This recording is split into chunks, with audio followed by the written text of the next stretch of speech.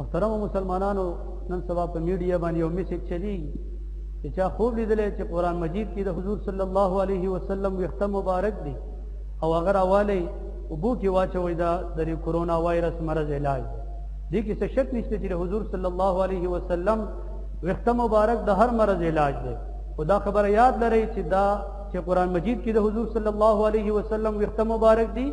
دا بے اصل خبره ده د دې هیڅ وجود نشته هیڅ بنیادی نشته دا چې خوبونه بیانول دا محض افوا ده د دې د حقیقت سره هیڅ تعلق نشته دا د حضور صلی الله علیه وسلم په عظمت باندې حمله ده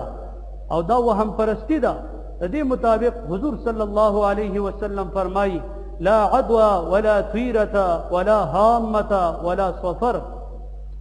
چې د دې دا خاص لفظ دا دی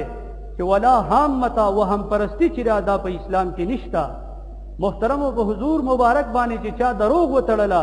د هغې مطابق حضور صلی الله علیه وسلم فرمایي من کذب علی متعمدا فلیتبوأ مقعده من النار چا چې ما باندې دروغ وتړله یو خبره ما نه وکړې او په ما باندې چسپان کړله